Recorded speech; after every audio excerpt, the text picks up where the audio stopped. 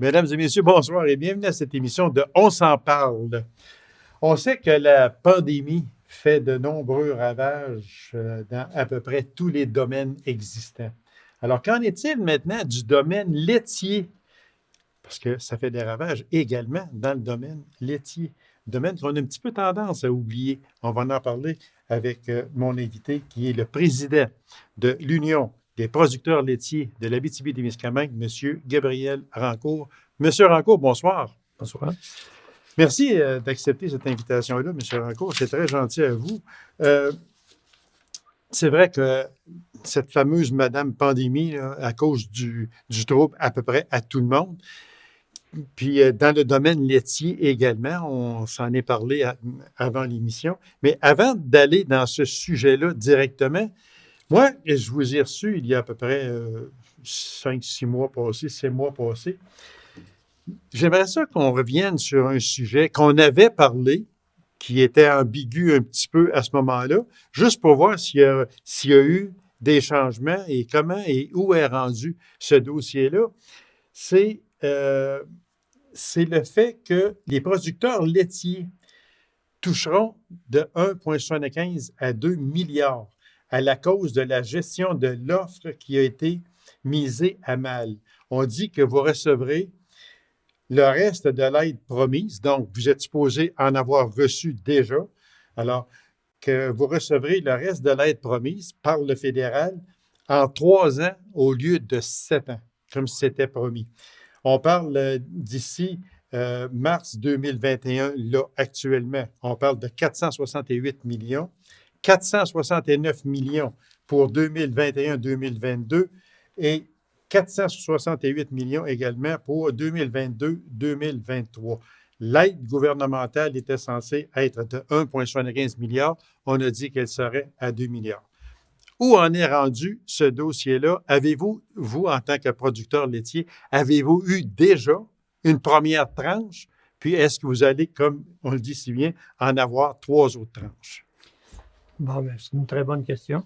Effectivement, l'année passée, avant les fêtes l'année passée, on a eu un premier paiement du Là, on fédéral. parle de 2020. C'est ça, là, aux fêtes qu'on vient de passer. Non, Non, les fêtes. 2019. OK, c'est beau. OK. OK. Aux fêtes, dans le mois de décembre, au début décembre 2019, OK. on a eu une première tranche de ce paiement-là. Il faut penser aussi que ce montant-là, là, qui était l'année passée, c'était aux alentours de 360 millions, je crois, qui était la plus grosse, qui était supposée être la plus grosse part du Le plus montant, gros sport, OK. parce que c'était échelonné sur 7 ans. Oui. Puis là, ils nous ont donné la première part qui était 300 quelques millions l'année passée. Il faut penser aussi que c'est la grandeur du Canada. C'est pas juste au Oui, Québec, c'est là. pas rien qu'ici. C'est tout au Canada. Il faut penser aussi que cette aide-là qui a été accordée aux producteurs de lait, c'est suite aux ententes qu'il y avait eues avec le gouvernement de l'Europe à tout entière, puis aussi le partenariat transpacifique. C'est deux ententes qu'il y avait eues.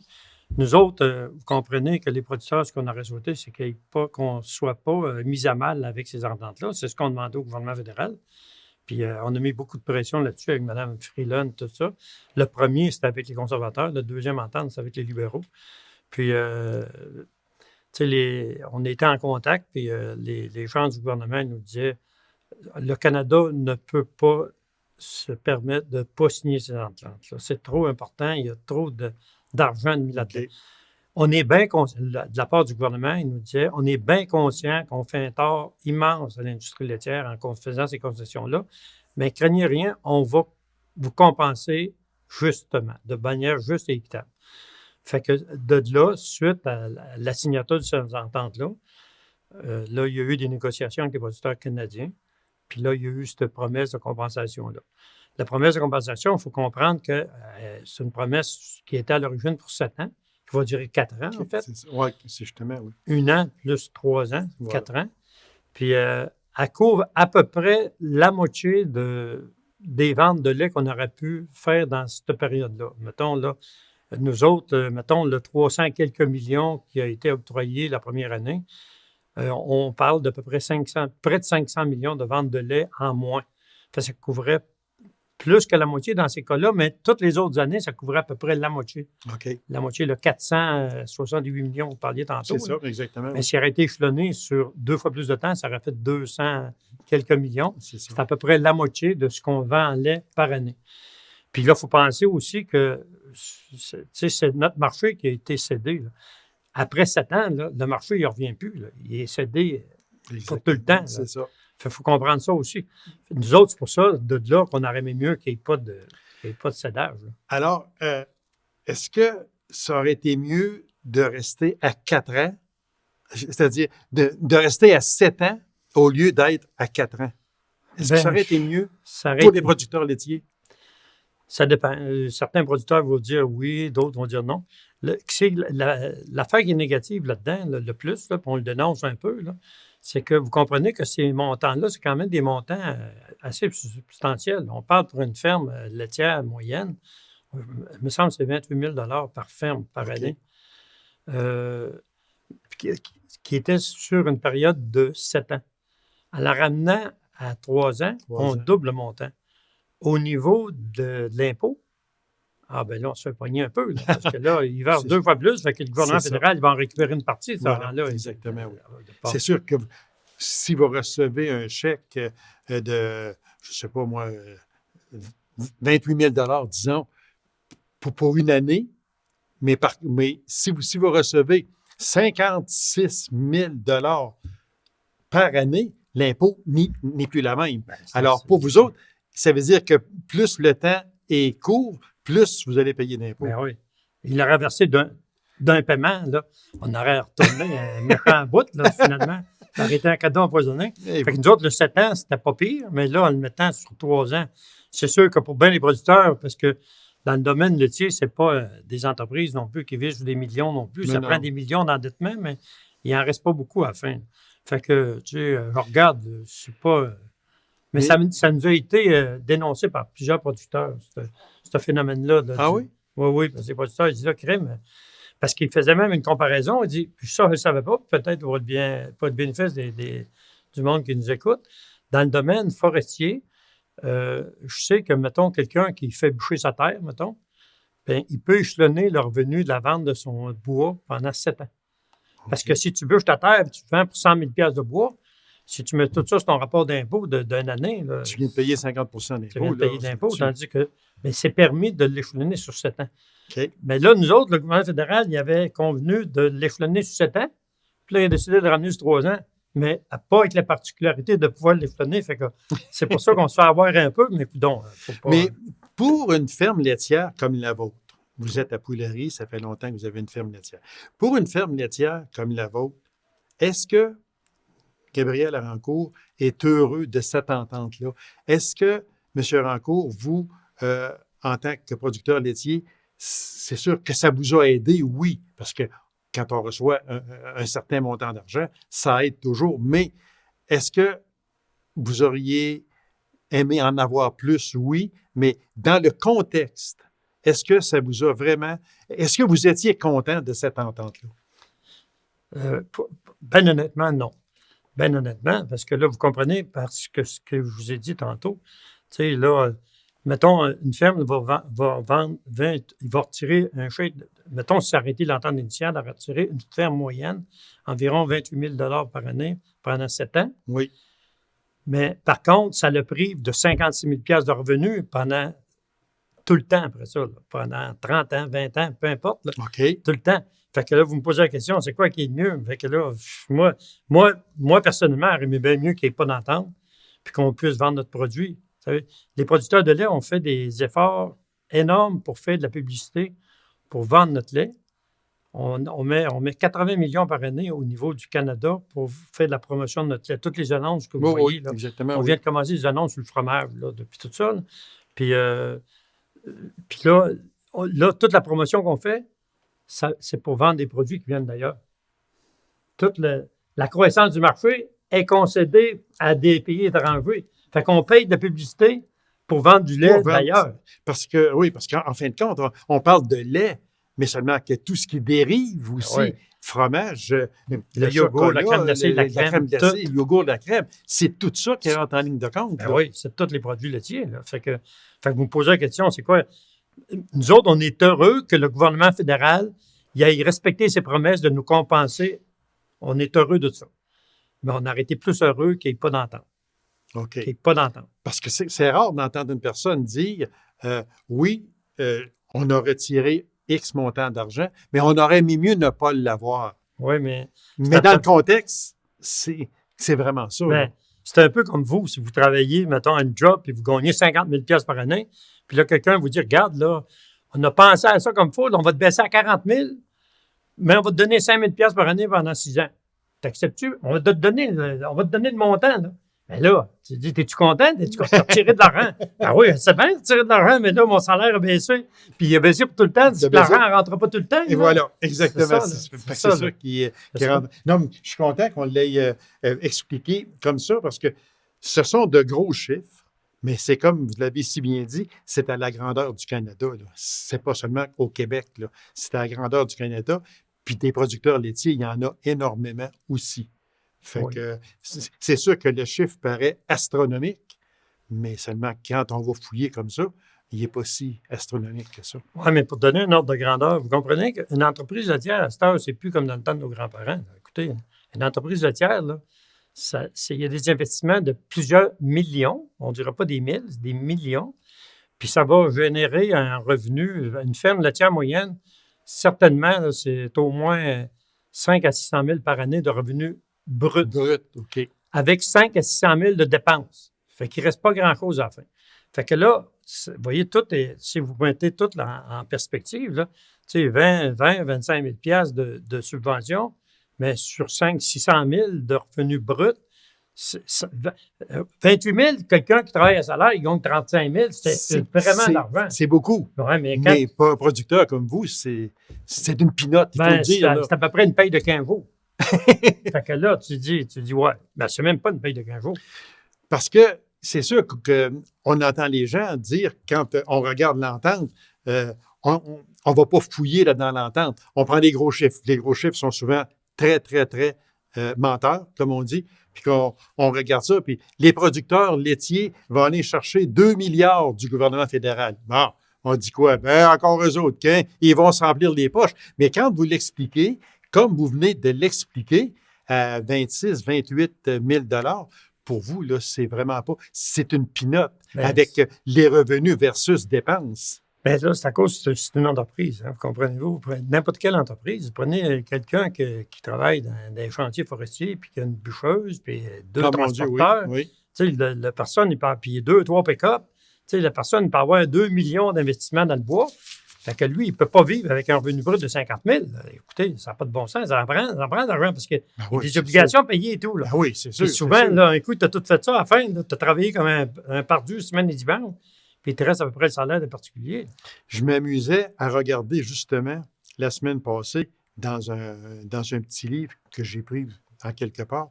Puis les machines que vous achetez sur une ferme, que ce soit une ferme laitière, une ferme bovine. Puis quand on regarde, moi, je ne connais pas ça, là, mais des grosses machines, là, c'est astronomique de voir ça. Ça bat le grand ou peu importe.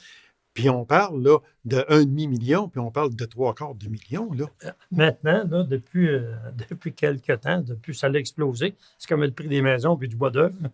Oui, exactement, oui. Une grosse batteuse là, qui va dans les champs, c'est 1 million. C'est 1 million. Ouais. Puis un tracteur bien ordinaire, là, un tracteur pour travailler sur une ferme bien ordinaire, il n'y a rien en bas de 100 000. Il n'y a rien en bas de 100 000. C'est pas un gros. Là. Un gros tracteur, c'est 250-300. Mais un tracteur normal, que vous faites l'ouvrage, il faut faire tout ça, c'est 100-125 000. Fait que imaginez-vous. Puis là, ça en prend 400 tracteurs de même, ça prend de l'équipement terriblement. C'est une ferme laitière, là, pour générer 1 $ de revenu, ça te prend 7 $ d'investissement. Eh mon Dieu, OK. C'est de loin l'industrie qui demande le plus de capital pour sortir une pièce. C'est de loin. Partout ailleurs, c'est 2-3 piastres, ça, c'est 7 $. Quand on regarde, des fois, les chiffres ne disent pas la vérité, c'est sûr, parce que, comme je faisais l'exemple, 2 milliards qu'on va donner aux producteurs laitiers, mais comme je disais tantôt, quand vous l'expliquez, comme vous venez de l'expliquer, il n'en reste pas beaucoup. Là. Mais là, quand on parle, 28 000. vous parliez de la pandémie tantôt, quand on parle que le gouvernement fédéral va faire un déficit au-dessus de 300 milliards. Oui, on parle de 382 milliards, 386 milliards. Vous pensez? Et C'est des bidous. Et c'est pas fini aussi, là. En plus. En plus. Fait que c'est vrai que je suis content qu'on ait expliqué ça de même parce que, comme je le disais tantôt, ce sont de gros chiffres, mais quand on va fouiller comme il faut, les chiffres ne sont pas si gros que ça. Mais comme je vous dis, pour résumer, c'est que nous autres, là, vous m'avez posé la question, on aurait bien mieux que de ne pas... De ne pas avoir ces montants-là. Pas d'entente. Pas d'entente. Vous savez, à cause qu'il y a eu l'entente, on souhaitait d'avoir les montants pour compenser une partie des torts que ça nous a fait. Puis là, ça compense la moitié des torts qu'on a obtenus sur une période de 7 ans. C'est ça la réalité. C'est exactement la réalité. Là, ils l'ont ramené à 3 ans. Ça veut dire qu'à 3 ans, là, ça couvre nos ventes de lait qu'on va avoir en moins chaque année. Pendant 3 ans. Au bout de 3 ans, ben là, just too bad. On continue et on n'a plus rien. Oui, OK.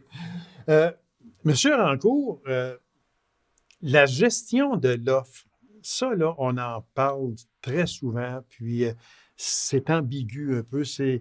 Moi, j'aimerais ça que vous nous expliquiez. C'est un système qui a été instauré par le fédéral en 1972. Expliquez-nous exactement, là, on parle du domaine laitier. Expliquez-nous, là, la gestion de l'offre, c'est quoi exactement? Puis, est-ce que la gestion de l'offre fait mal aux producteurs laitiers ou bien non, si c'est obligatoire de l'avoir pour vous autres? OK. C'est dur de résumer, mettons, dans quelques phrases, là, mais en gros, là, quand c'était mis en place en 1972, là, c'était les libéraux à l'époque. Quand c'était mis en place en 1972, là, c'est que c'était un peu comme les États-Unis maintenant. Là, ça veut dire qu'il n'y avait aucun contrôle, il n'y avait rien. Ça veut dire que les producteurs, à un moment donné, on sait que ça fait la rareté. Là. Vous voyez, là, présentement, le bois d'œuvre, il est rare. Ah, mon Dieu, puis il est cher. Il est cher, ça n'a pas de sens. Fait que lorsqu'en 1972, c'était mis en place, bien, on vivait avec cette réalité-là. Ça veut dire que quand le prix n'était pas bon, là, le monde ne produisait pas beaucoup.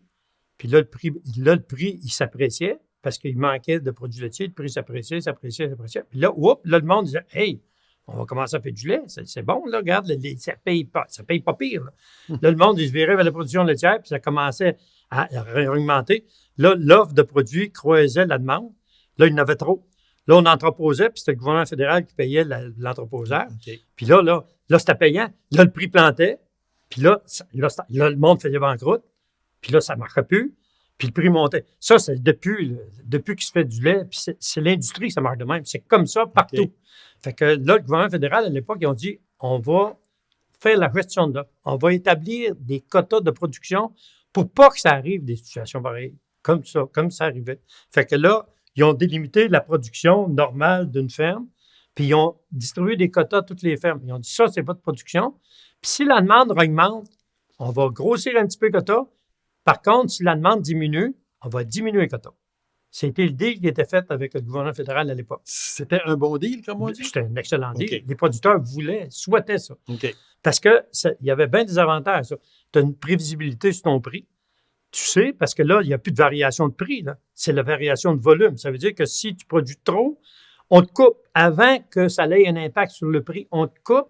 Puis si tu produis pas assez, avant que ça ait un impact sur le prix, on augmente les quotas. Pour pas que le prix fructifie autant au niveau des producteurs que des consommateurs. Oui. Fait que ça faisait un prix stable. On le voit présentement. Présentement, là, l'indice des prix des produits laitiers, même avec la pandémie depuis l'année passée, ça a augmenté d'à peine 2 1 point quelques % d'augmentation. Puis regardez dans les viandes, dans les produits, dans les fruits et légumes, partout, ça a explosé. Oui. Dans les produits laitiers, ça a resté stable. Puis là, il y a un autre élément qu'il faut bien comprendre, c'est que dans les produits laitiers, mettons, là, je vais vous donner un exemple. Nous autres, là, on a un prix pour notre produit on a un coût de production pour fabriquer notre produit. C'est pas nous autres qui gèrent ça, c'est le gouvernement fédéral.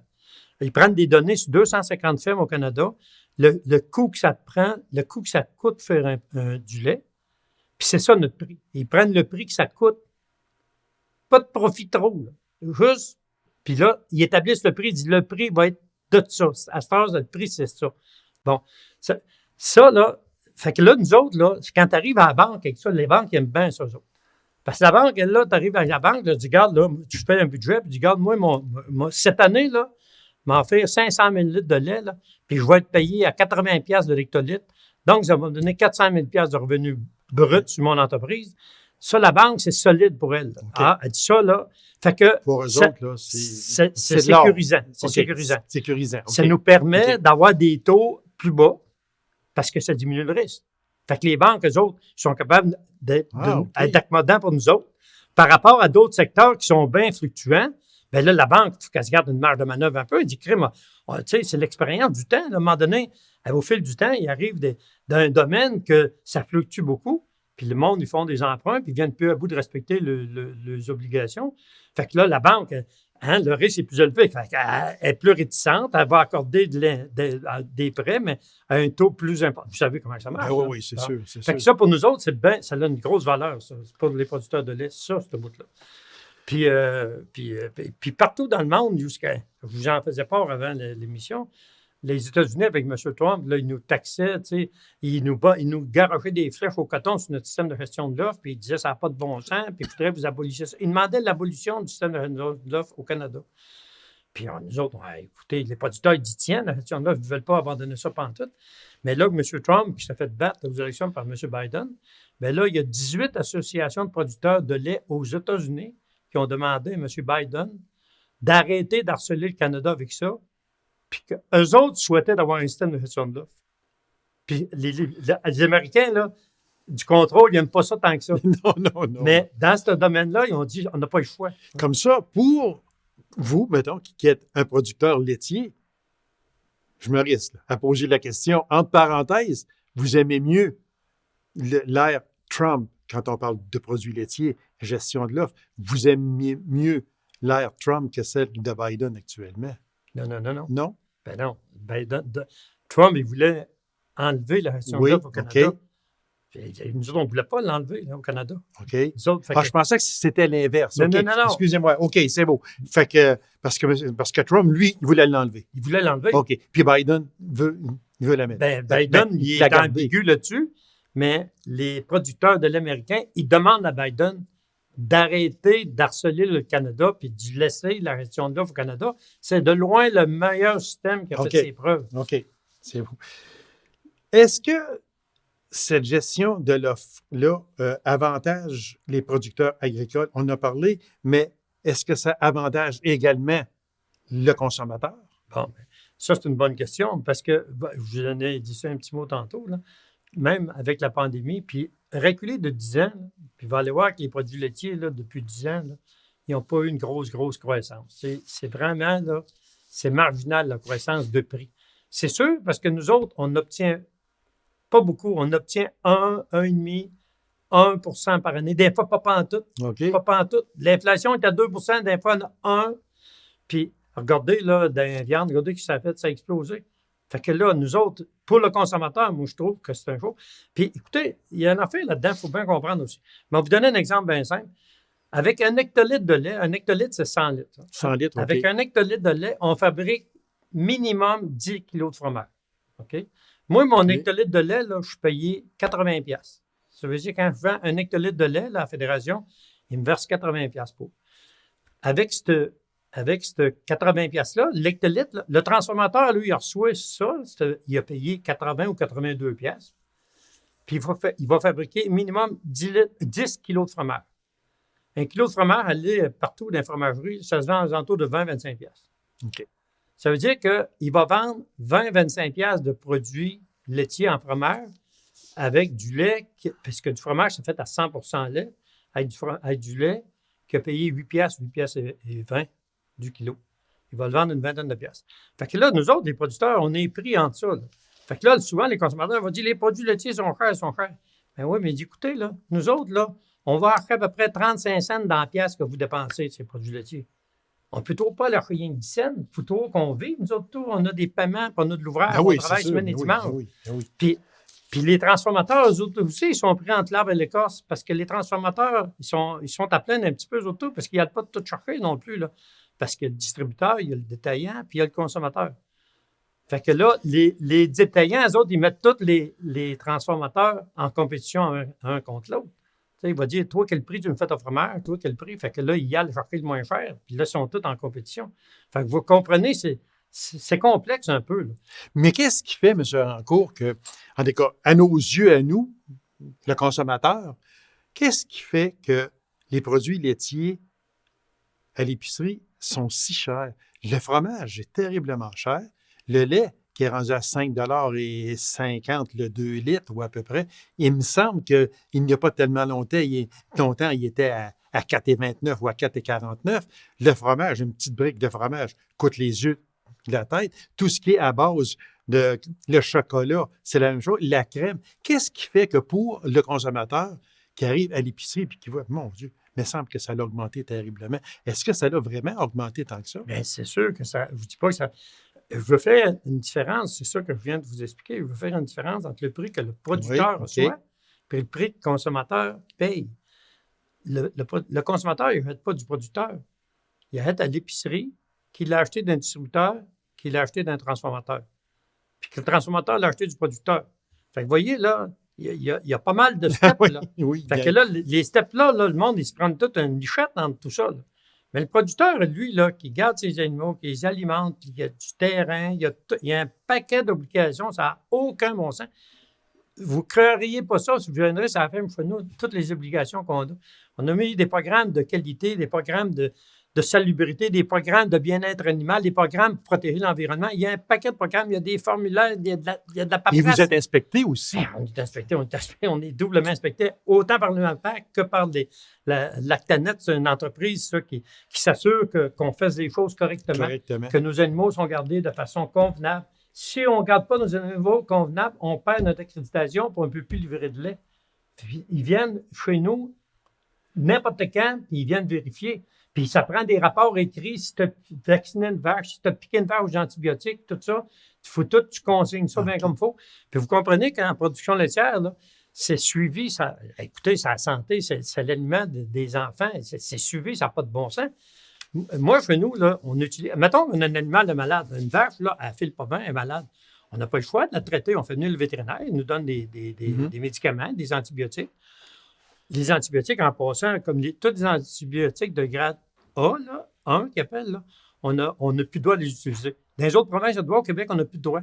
Parce qu'il y a des antibiotiques qui sont utilisés dans la protection des personnes, des humains, puis ils ne veulent pas, pour l'immunorésistance, pour l'antibiorésistance, ils ne veulent plus qu'on utilise. C'était des bons antibiotiques, on n'a plus le droit d'utiliser.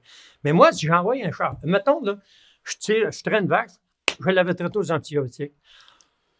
Ben, je jette toute ma récolte de 2 jours. Là. Mon Dieu. Parce que si je l'envoie mon lait, là, si jamais j'envoie mon lait là, dans le camion, si je ne le dis pas, il n'y a aucun camion au Canada qui n'est pas testé avant d'éviter sa charge de lait. Puis ici, là, il check, puis ça arrive à peu près, vous direz au Québec, ça arrive à peu près 5 à 6 fois par mois.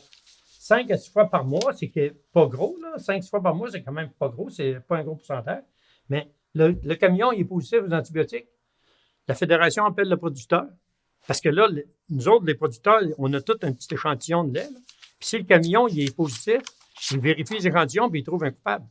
Il appelle le coupable, il dit là, qu'est-ce que tu veux qu'on fasse avec ton camion?